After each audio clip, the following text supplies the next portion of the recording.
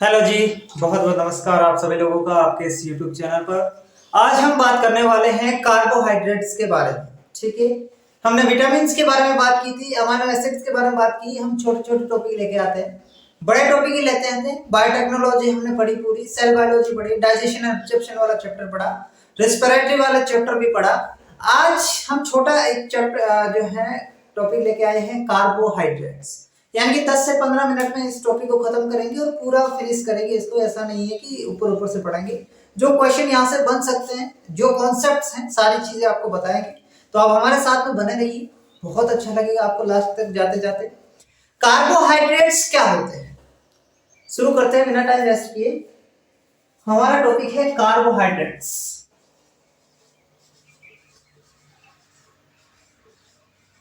Carbohydrates carbohydrates होते क्या?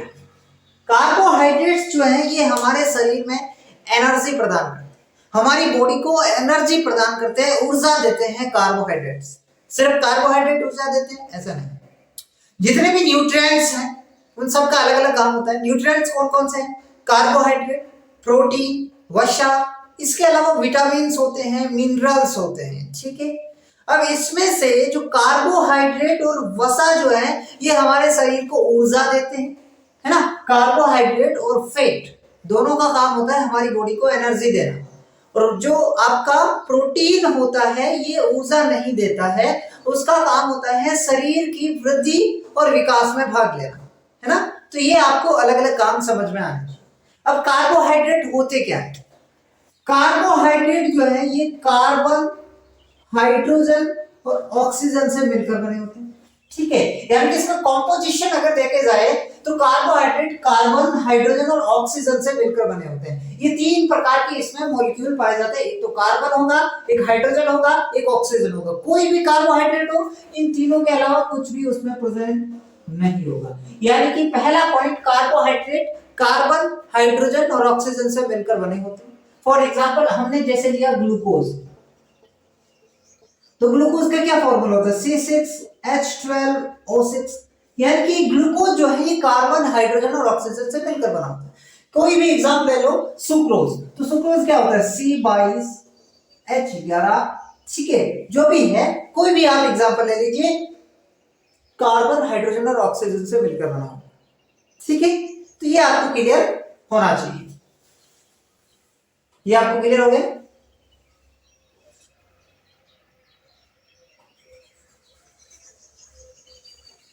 चलो अब हम बात करते हैं कि कार्बोहाइड्रेट की डेफिनेशन। कार्बोहाइड्रेट जो है ये पॉलीहाइड्रोक्सी एल्डिहाइड या कीटोन होते हैं। इसका क्या मतलब हो? मतलब कोई भी कार्बोहाइड्रेट हो वो पॉलीहाइड्रोक्सी होगा। हाइड्रोक्सी का मतलब OH, पोली का मतलब बहुत सारे, मतलब कि उसमें बहुत सारे OH ग्रुप होंगे। बहुत सारे का मतलब दो से ज्यादा, पोली का मतलब दो से ज्यादा। ठीक है, तो पॉलीहाइड्रोक्सी होते हैं। पहली चीज पॉलीहाइड्रोक्सी होगा, दूसरी चीज उसमें मेन फंक्शनल ग्रुप के रूप में या तो एल्डिहाइड होगा या कीटोन होगा, दोनों में से एक होगा। हाइड्रोक्सी ग्रुप प्रेजेंट रहेंगे, और अगर हम बात करें इसके अंदर मेन फंक्शनल ग्रुप की, तो या तो एल्डिहाइड रहेगा या कीटोन रहेगा। समझ में आ रहा है? तो इन दोनों में से एक रहेगा। कैसे? जैसे कि अगर मैं ग्लूकोज के बारे में बात करूं तो ये इसका सामान्य सूत्र था। अब इसका जब सूत्र बनाएंगे तो ग्लूकोज को कैसे लिखते हैं? CHO।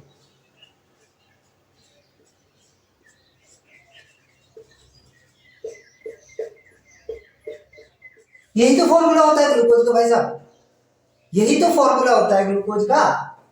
OH H OH OH H H OH H। बताइए ये पॉलीहाइड्रोक्सी हुआ कि नहीं हुआ? बता मुझे, ये पॉलीहाइड्रोक्सी हुआ कि नहीं हुआ? बहुत सारे मेन फंक्शनल ग्रुप के रूप में इसमें क्या है? एल्डिहाइड है। ठीक है, हो सकता है वहां पे कीटोन भी हो सके, लेकिन यहाँ पे क्या प्रेजेंट है? एल्डिहाइड प्रेजेंट है। यानी कि ये डेफिनेशन आपको पूरी तरह समझ में आ गई कि कार्बोहाइड्रेट जो है ये पॉलीहाइड्रोक्सी एल्डिहाइड या कीटोन होते हैं। यहाँ पे अगर फ्रक्टोज होता तो यहाँ पे इसकी जगह मेन फंक्शनल ग्रुप क्या हो जाता? कीटोन हो जाता। यहाँ पे ग्लूकोज है तो यहाँ पे एल्डिहाइड हो गया। ठीक है, हम पढ़ेंगे धीरे धीरे, लेकिन अभी तक हमने ये समझा है कि कार्बोहाइड्रेट्स होते क्या है। ठीक है, अब कार्बोहाइड्रेट जो है इन्हें सैकेराइड भी कहते हैं, सैकेराइड्स या शुगर जिसको कहते हैं, क्योंकि ये जो है ये स्वाद में मीठे होते हैं। ठीक है, स्वाद में क्या होते हैं, मीठे होते हैं। तो कार्बोहाइड्रेट के बारे में सुक्रोज C12H22O11। ठीक है, ये सुक्रोज का फॉर्मूला होता है, दो फॉर्मूले आपको ध्यान रखने हैं, ग्लूकोज का C6H12O6, सुक्रोज का C12H22O11। ठीक है, ये ध्यान रखना। अभी तक हमने बात किया कि कार्बोहाइड्रेट कार्बन, हाइड्रोजन और ऑक्सीजन से मिलकर बने होते हैं। दो एग्जांपल हमने पढ़े कि ग्लूकोज का फॉर्मूला ये होता है, सुक्रोज का ये होता है, ये कार्बन, हाइड्रोजन, ऑक्सीजन से मिलकर बने होते हैं। ठीक, उसके बाद में हमने देखा कि जो कार्बोहाइड्रेट्स होते हैं ये पॉलीहाइड्रोक्सी एल्डिहाइड या कीटोन होते हैं, एल्डिहाइड या कीटोन होते हैं, पॉलीहाइड्रोक्सी होते हैं लेकिन एल्डिहाइड या कीटोन होते हैं, मतलब मेन फंक्शनल ग्रुप के रूप में कुछ में एल्डिहाइड होगा तो कुछ में कीटोन होगा। जैसे ग्लूकोज है तो उसमें एल्डिहाइड हो जाएगा, फ्रक्टोज है तो उसमें कीटोन होगा। पॉलीहाइड्रोक्सी मतलब बहुत सारे OH ग्रुप यहाँ पे होंगे, यानी कि 2 से ज्यादा, उसका एग्जांपल भी हमने समझा। उसके बाद में थर्ड पॉइंट हमने बात की, इनको सैकेराइड्स या शुगर भी कहते हैं, ये स्वाद में मीठे होते हैं। इतना तक सबको क्लियर होना चाहिए। अभी तक मैंने 3 पॉइंट्स बताए, 2 फॉर्मूले जो आपको याद रखने हैं ये मैंने बताया। ठीक है, अब हम बात करेंगे कार्बोहाइड्रेट्स को जो है वर्गीकरण, क्लासिफिकेशन कैसे करते हैं। ठीक है, बहुत आसान है, एक एक करके पढ़ेंगे। कार्बोहाइड्रेट्स, ठीक है, तो इसमें एक होगा आपका मोनोसैकेराइड, एक होगा आपका ओलिगोसैकेराइड,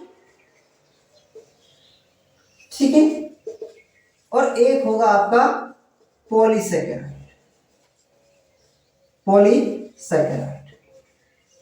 अब इनको हम समझते हैं कि क्या होता है मोनोसैकेराइड, इनको हम बाद में एक एक करके भी समझेंगे, लेकिन एक छोटा सा इसके बारे में मैं आपको समझा देता हूं कि मोनोसैकेराइड क्या होता है।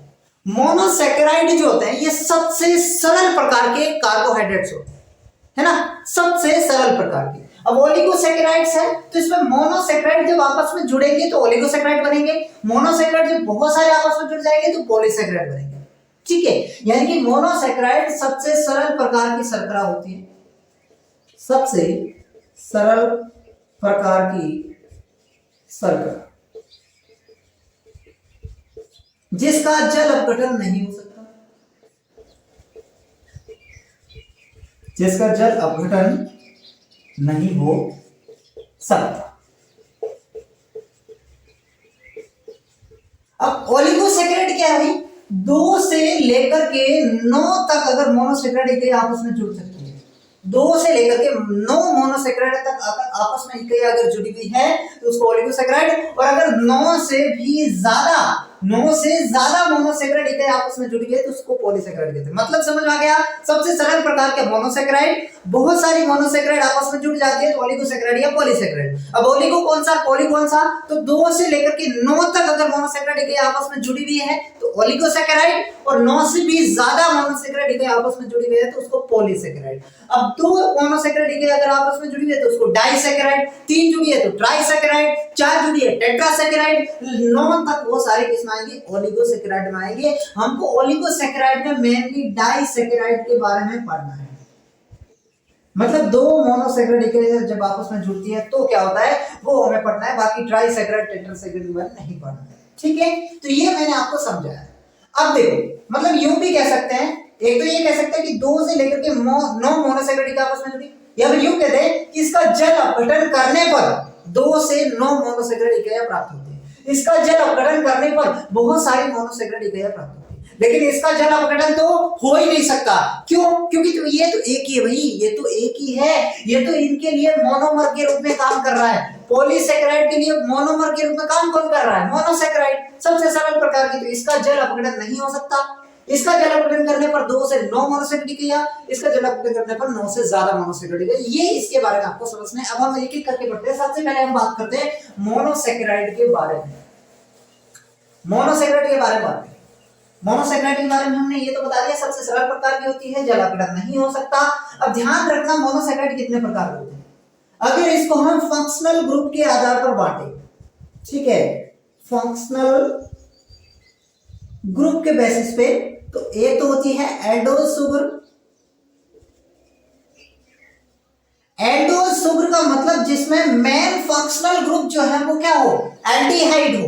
मैंने अभी बताया पॉलीहाइड्रोक्सी एल्डिहाइड या कीटोन, तो इसमें पॉलीहाइड्रोक्सी एल्डिहाइड होगा, उसके कहते हैं एल्डोज सुगर। और एल्डोज सुगर कौन से हैं, इसके एग्जांपल के तौर पर अगर मैं बात करूं तो ग्लूकोज, गैलेक्टोज, राइबोज।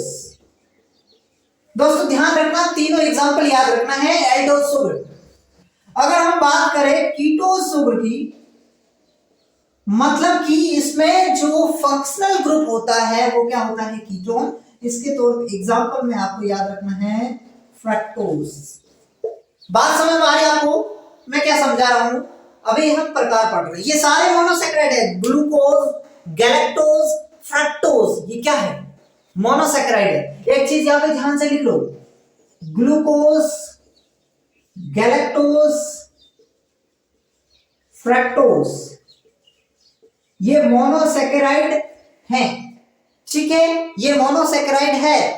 ध्यान से, ग्लूकोज को ब्लड शुगर कहते हैं, ग्लूकोज को क्या कहते हैं, ब्लड शुगर। गैलेक्टोज को ब्रेन शुगर कहते हैं, और फ्रक्टोज को फ्रूट शुगर कहते हैं।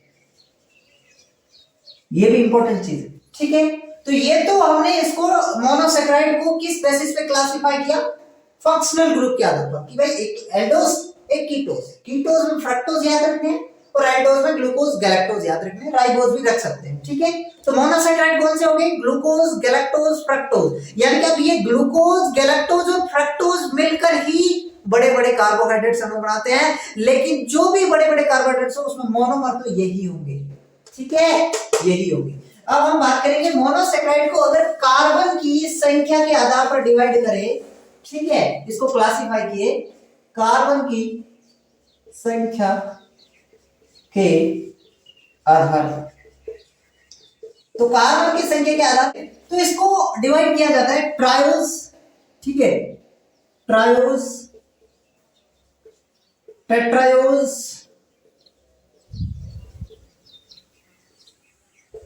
Pentose, hexose.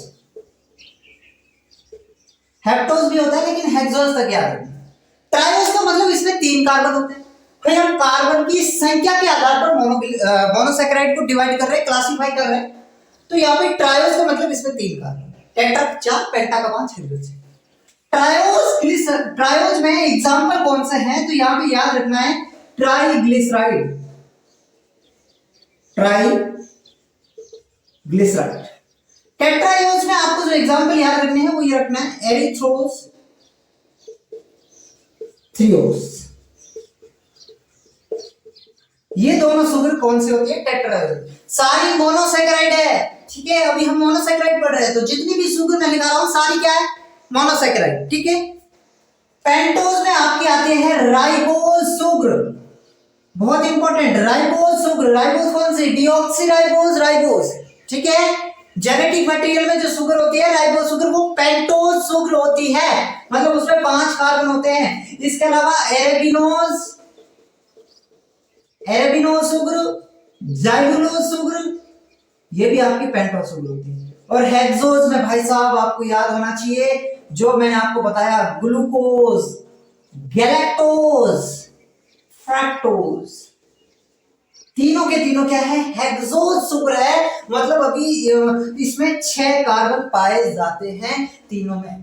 तो ये आपको मोनोसैकेराइड्स के बारे में इतनी चीजें क्लियर होनी चाहिए। पहले हमने फंक्शन के ग्रुप के आधार पर जो है इसको क्लासिफाई किया, तो इसमें एक एल्डोज शुगर जिसमें ग्लूकोज, गैलेक्टोज, राइबोज, और कीटोज शुगर में फ्रक्टोज शुगर। उसके बाद में हमने कार्बन की संख्या के आधार पर क्लासिफाई किया, तो उसमें आपका आ जाएगा मोनोसैकेराइड का ट्रायोज, टेट्रायोज, पेंटोज, हेक्सोज। अगर आप मुझसे पूछेंगे कौन सा इंपॉर्टेंट याद रखना है, तो राइबोज, पेंटोज शुगर है, और ये तीनों हेक्सोज, ये तो याद रखना ही रखना, बाकी ये भी रख पाओ, बहुत आसान है। ठीक है। अब हम बात करेंगे डाइसैकेराइड के बारे में। ओलिगोसैकेराइड के अंदर सिर्फ और सिर्फ डाइसैकेराइड के बारे में बात करेंगे, ठीक है। ओलिगोसैकेराइड तो 2 से लेकर के 9 तक अगर जुड़ी हुई तो तब तक ओलिगोसैकेराइड जाता है, लेकिन अगर सिर्फ 2 मोनोसैकेराइड आपस में जुड़ी हुई तो उसको कहते हैं डाइसैकेराइड। तो वो हम पढ़ रहे हैं डाइसैकेराइड। डाइसैकेराइड का मतलब 2 मोनोसैकेराइड इकाइयां आपस में जुड़ी हुई, यानी कि इसका जल अपघटन करने पर 2 मोनोसैकेराइड इकाइयां प्राप्त हो। तो डाइसैकेराइड होते कौन से, सबसे पहले तो वो समझिए। एक होता है सुक्रोज, एक होता है माल्टोज और एक होता है लैक्टोज। ये तीनों याद रखने में, जिस प्रकार ग्लूकोज गैलेक्टोज मोनोसैकेराइड में आपने याद रखा ग्लूकोज गैलेक्टोज फ्रक्टोज, उसी प्रकार डाइसैकेराइड में सुक्रोज माल्टोज लैक्टोज। अब हमने ये तो बता दिया कि 2 मोनोसैकेराइड इकाइयां आपस में जुड़ करके डाइसैकेराइड बनाती है, लेकिन जुड़ती कैसे हैं? 2 मोनोसैकेराइड इकाइयां जब आपस में जुड़ती है तो उसके बीच में कौन सा बॉन्ड होता है? उसके बीच में बॉन्ड होता है ग्लाइकोसाइडिक बॉन्ड। याद रखना बहुत इंपॉर्टेंट है, ग्लाइकोसाइडिक बॉन्ड, यानी कि कार्बोहाइड्रेट्स के बीच में कौन सा बॉन्ड पाया जाता है? Glycosidic bond. ग्लाइकोसाइडिक बॉन्ड जो है एक यूनिट के C1 और दूसरी यूनिट की C4 के बीच में बनता है, यानी कि 1,4 ग्लाइकोसाइडिक बॉन्ड भी इसको कह सकते हैं, लेकिन ग्लाइकोसाइडिक बॉन्ड होता है, ये आपको याद होना चाहिए। अमीनो एसिड जुड़ करके प्रोटीन का निर्माण करते हैं, उसके बीच में पेप्टाइड बॉन्ड होता है और कार्बोहाइड्रेट्स के बीच में ग्लाइकोसाइडिक बॉन्ड होता है, दोनों आपको याद होना चाहिए। अब सुक्रोज जो है ये है तो डाइसैकेराइड, मतलब 2 मोनोसैकेराइड इकाइयां आपस में जुड़ी है। अब जुड़ी कौन सी है ये बहुत इंपॉर्टेंट है, जुड़ी कौन सी है ये बहुत इंपॉर्टेंट है। तो सुक्रोज में जो जुड़ी होती है वो होता है alpha glucose plus beta fructose. अब सर ये क्या प्रॉब्लम है, अल्फा बीटा क्या है? ग्लूकोज फ्रक्टोज तो हमको पता है, अल्फा बीटा क्या होता है? तो ये भी हम आपको समझा देते हैं। यहाँ पे देखो, ग्लूकोज की जो नॉर्मल स्ट्रक्चर होती है 6 कार्बन होते हैं, 1 2 3 4 5 और एक यहां पे दर्शाएंगे CH2OH, ठीक है। अब इसको देखो, यहां पे ऐसे मैं आपको समझा रहा हूं, ठीक है, ध्यान से सुनो। ये इसका formula CH2OH H H OH OH H H OH OH H। Sir क्या कहिए? कुछ भी नहीं भाई साहब, बेंजीन रिंग सबको बनाना आता है, ऑक्सीजन बीच में लगाना है, 5 कार्बन ही हुए, एक CH2OH ऊपर। अब CH2OH के नीचे H, क्योंकि OH ऊपर हो गया तो नीचे H। अब नीचे H हो गया तो वापस H ऊपर होगा तो नीचे OH हो जाएगा। अब OH नीचे हुआ तो फिर OH वापस ऊपर आएगा, यानी कि एक बार H ऊपर आ गया तो दूसरी बार नीचे आएगा, OH ऊपर आया तो अल्टरनेट ऐसे आते रहेंगे। समझ में आ रहा है ना कैसे आपको दर्शाएगा, ठीक है। अब यहाँ पे अगर इस साइड में अगर OH ऊपर आ रहा है तो यहाँ पे बनेगा बीटा, और यही मैं अगर ऐसा बना दूं, ये CH2OH H है, ठीक है, H नीचे आ गया तो H वापस ऊपर, OH नीचे, OH नीचे आ गया तो OH ऊपर, H नीचे, ठीक है, H नीचे तो H ऊपर, OH। अब यहाँ पे OH ऊपर आना चाहिए जो कि यहाँ पे आया, ठीक है, और H नीचे आया तो बीटा बन गया। लेकिन अगर मैं यहाँ पे H ऊपर लिख दूं और OH नीचे लिख दूं तो ये अल्फा बन जाएगा मेरे दोस्त। समझ में आ रहा है अल्फा बीटा में डिफरेंस? समझ में आ रहा है, ठीक है। ये मैंने ग्लूकोज की स्ट्रक्चर बनाई, ठीक है, किसकी स्ट्रक्चर है? ग्लूकोज की। भाई साहब ध्यान रखना, जो ग्लूकोज होता है सबकी जो फॉर्मूला होता है ग्लूकोज का, गैलेक्टोज का, फ्रक्टोज का, सबका फॉर्मूला यही होता है C6H12O6, यही फॉर्मूला होता है, ठीक है। तो ये ध्यान रखना। अब मैंने आपको बता दिया कि सुक्रोज जो है उसके मोनोमर क्या है? Alpha glucose beta fructose. Sucrose को कैन सुगर या टेबल सुगर कहते हैं, कैन सुगर या टेबल सुगर के नाम से जाना। तो सुक्रोज में alpha glucose beta fructose, maltose में अल्फा ग्लूकोज और अल्फा ग्लूकोज। समझ रहा है? 2 अल्फा ग्लूकोज की यूनिट होती है माल्टोज, इसको माल्ट शुगर कहते हैं। लैक्टोज जो होता है इसमें क्या होता है?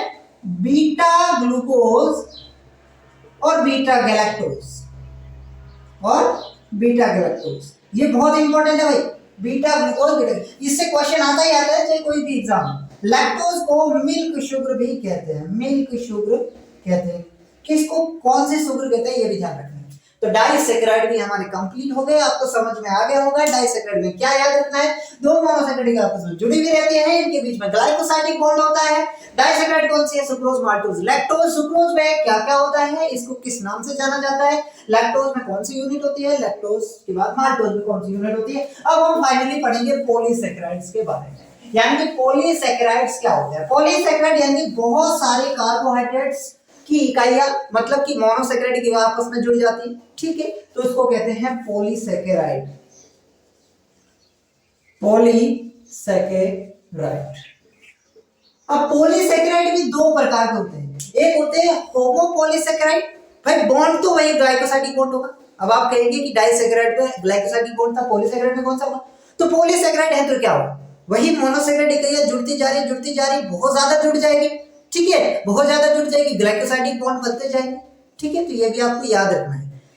अब पॉलीसैकेराइड में बात आ रहा था, आपको बता रहा था कि दो प्रकार होते हैं, एक होमोपॉलीसैकेराइड, एक हेटेरोपॉलीसैकेराइड। इसमें क्या डिफरेंस है, होमो मतलब समान, हेटेरो मतलब भिन्न, ठीक है, तो होमोपॉलीसैकेराइड का मतलब समान प्रकार की मोनोसैकेराइड इकाइयां आपस में जुड़ करके इस पॉलीसैकेराइड को बनाए तो वो होमोपॉलीसैकेराइड। और हेटेरोपॉलीसैकेराइड का मतलब अलग अलग प्रकार की मोनोसैकेराइड इकाइयां, ठीक है, जैसे कि होमोपॉलीसैकेराइड सिर्फ अल्फा ग्लूकोज की बहुत सारी यूनिट 100 200 400 जितनी भी हो, सिर्फ अल्फा ग्लूकोज हो तो वो होमोपॉलीसैकेराइड। लेकिन अल्फा ग्लूकोज, बीटा फ्रक्टोज, ठीक है, अल्फा गैलेक्टोज, ये अलग अलग यूनिट अगर मिल करके किसी पॉलीसैकेराइड का निर्माण कर रही है तो वो आपका हेटेरोपॉलीसैकेराइड होगा। सबसे पहले हम होमोपॉलीसैकेराइड के बारे में पढ़ेंगे।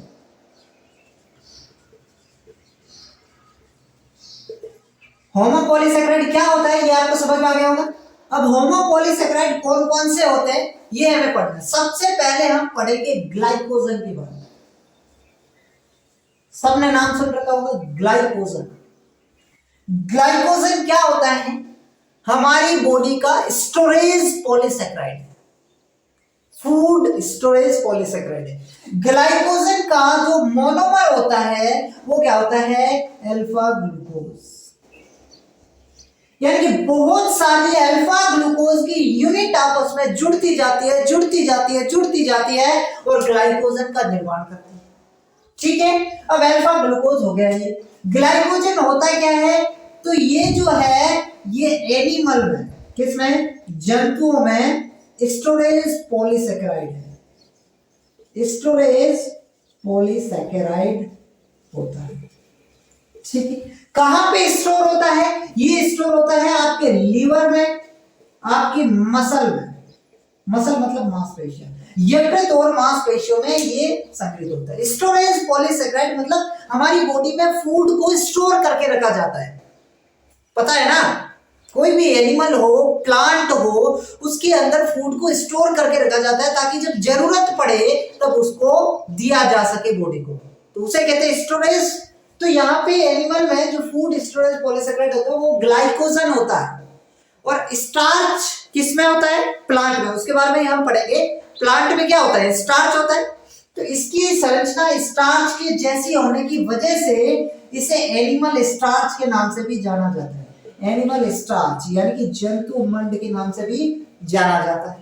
समझ में आ रही मेरी बात। तो ग्लाइकोजन जो है ये एक अल्फा ग्लूकोज का समबहुलक होमोपॉलीसैकेराइड होता है जो जंतुओं में स्टोरेज पॉलीसैकेराइड होता है, लिवर और मसल में इसको स्टोर किया जाता है मनुष्य की बॉडी में। एनिमल स्टार्च भी इसको कहते हैं। स्टार्च क्या होता है, प्लांट में स्टोरेज पॉलीसैकेराइड स्टार्च होता है और जंतुओं में ग्लाइकोजन होता है, और ग्लाइकोजन को एनिमल स्टार्च कहते हैं। अब ग्लाइकोजन जो होता है इसमें 20 से 25 यूनिट के बाद, 20 से 25 यूनिट का मतलब क्या होता है, मतलब जैसे ही अल्फा ग्लूकोज की 20 से 25 यूनिट जुड़ी तो इसके अंदर ब्रांचिंग मिलती है ऐसे, ठीक है, ये यहाँ पे ब्रांचिंग है, समझ में आ रहा है। यहाँ पे 20 से 25 यूनिट मान लो जुड़ गई, ये तो जुड़ती जा रही है, लेकिन 20 से 25 यूनिट यहाँ पे एक ब्रांच और निकल जाती है, ठीक है। तो यहाँ पे जहाँ पे ब्रांचिंग नहीं है, नॉर्मली ग्लाइकोसाइडिक बॉन्ड बनेगा यहाँ पे 1,4 ग्लाइकोसाइडिक बॉन्ड, ठीक है, लेकिन जहां पे ब्रांचिंग है वहां पे बनता है 1,6 ग्लाइकोसाइडिक बॉन्ड। ये बहुत डिटेल में जा रहा हूं मैं, ठीक है, बहुत अच्छा क्वेश्चन आएगा तो यहां से बढ़ेगा, ठीक है। तो अल्फा ग्लूकोज के बीच में 1,4 ग्लाइकोसाइडिक बॉन्ड बनता है अगर नॉर्मल चेन है, और ब्रांच वाली चेन है तो 1,6 वाला ग्लाइकोसाइडिक बॉन्ड बनता है। ये आपको मैंने ग्लाइकोजन के बारे में पूरा बताया, आई होप आपको समझ में आया होगा। अब हम पढ़ेंगे स्टार्च के बारे में। स्टार्च भी बहुत आसान है। स्टार्च क्या होता है, प्लांट जो होते हैं उनमें स्टोरेज पॉलीसेकेराइड होता है। प्लांट में स्टोरेज पॉलीसेकेराइड कौन होता है भाई, स्टार्च होता है। प्लांट में स्टोरेज पॉलीसेकेराइड का काम करता है वो होता है स्टार्च। स्टार्च भी अल्फा ग्लूकोज का समबहुलक होता है, मतलब कि ग्लाइकोजन भी अल्फा ग्लूकोज का, स्टार्च भी अल्फा ग्लूकोज का। ये प्लांट में स्टोरेज पॉलीसेकेराइड होता है, ग्लाइकोजन एनिमल में होता है। अब स्टार्च जो होता है इसमें दो पार्ट होते हैं, एक होता है एमाइलोज, एक होता है एमाइलोपेक्टिन, ठीक है। तो ये आपको याद रखना चाहिए, ये इसके दो घटक होते हैं स्टार्च के।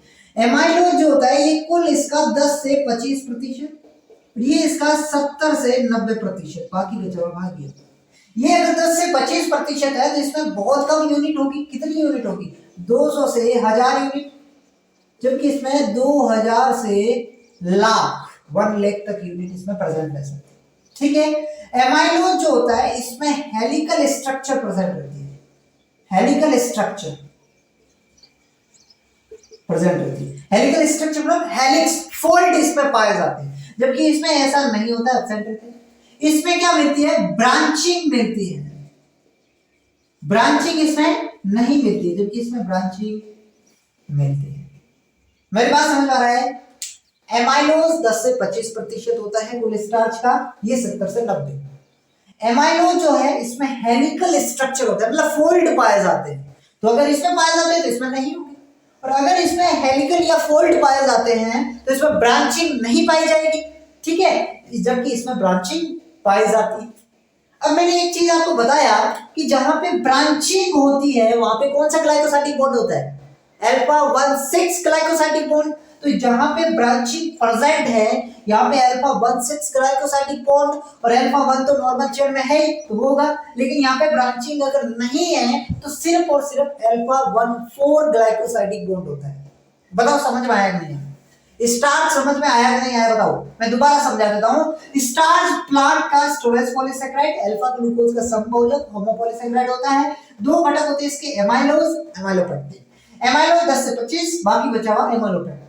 एमाइलोज में हेलिकल स्ट्रक्चर होती है तो एमाइलोपेक्टिन में नहीं होती, जबकि एमाइलोज में ब्रांचिंग नहीं होती, एमाइलोपेक्टिन में होती है। और जिसमें ब्रांचिंग हुई उसमें अल्फा 1,6 बॉन्ड एक्स्ट्रा पाया जाता है, जबकि इसमें सिर्फ अल्फा 1,4 पाया जाता है। अल्फा 1,4 यहाँ पे भी होगा लेकिन अल्फा 1,6 पाया जाता है।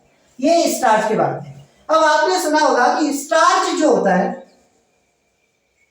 ये आयोडीन के साथ में, किसके साथ में, आयोडीन के साथ में ब्लू कलर दर्शाता है। स्टार्च आयोडीन में ब्लू कलर दर्शाता है। तो ये जो ब्लू कलर दर्शाता है इसका रीजन है एमाइलोज, ठीक है। ये ब्लू कलर किसकी वजह से दर्शाता है, एमाइलोज की वजह से दर्शाता है। क्यों, क्योंकि जो एमाइलोज में हेलिकल स्ट्रक्चर होता है, फोल्ड होते हैं, उसमें आयोडीन के अणु आकर फंस जाते हैं, ठीक है, और वो ब्लू कलर दर्शाता है। लेकिन एमाइलोपेक्टिन में हेलिकल स्ट्रक्चर नहीं होती, इसलिए यहाँ पे ऐसा कुछ भी नहीं होता है। तो आपसे पूछ ले स्टार्च आयोडीन के साथ ब्लू कलर दर्शाता है, ये किस घटक के कारण होता है, तो एमाइलोज घटक के कारण होता है। स्टार्च आपका क्लियर। अब हम पढ़ेंगे इन्यूलिन क्या होता है। इन्यूलिन ये है बीटा फ्रक्टोज का समबहुलक, बीटा फ्रक्टोज का समबहुलक। अभी हम क्या पढ़ रहे हैं, होमोपॉलीसेकेराइड पढ़ रहे हैं। तीसरा नंबर का होमोपॉलीसेकेराइड है इन्यूलिन। इन्यूलिन का जो मोनोमर है वो है बीटा फ्रक्टोज। इन्यूलिन जो है ये प्लांट के अंदर, कुछ एक प्लांट होते हैं उसकी जड़ों में, रूट में जो है वो स्टोरेज पॉलीसेकेराइड का काम करता है। मनुष्य उपापचय रूप में ये शामिल नहीं होता, ठीक है। मनुष्य जो होता है उसकी उपापचय क्रिया में इसका कोई योगदान नहीं है। और ये जो इन्यूलिन होता है अगर इसका मेडिकली क्या काम है, ठीक है। चिकित्सक के रूप से इसका इस्तेमाल जो है ये वृक्क दक्षता के निर्धारण में किया जाता है। वृक्क दक्षता के निर्धारण, वृक्क दक्षता मतलब किडनी एफिशिएंसी, किडनी किस तरीके से काम कर रही है, उसमें अच्छी काम कर रही है या डैमेज हो गई है, तो उस सब को निकालने का काम करता है, वो करता है इन्युलिन। तो इन्युलिन बीटा फ्रक्टोज का संबोधक होता है, कुछ एक पादपों की जड़ों में ये पाया जाता है और ये वृक्क दक्षता के निर्धारण में काम आता है मेडिकल साइंस। ये इन्युलिन की बात जारी है। अब हम कई देर से पढ़ रहे हैं storage storage storage. Storage polysaccharide जो होता है उसके लिए एक चीज ये भी जरूरी है, लिख लेना कि स्टोरेज पॉलीसेकेराइड को रासायनिक रूप से निष्क्रिय होना चाहिए, रासायनिक रूप से भी परासरणीय रूप से भी।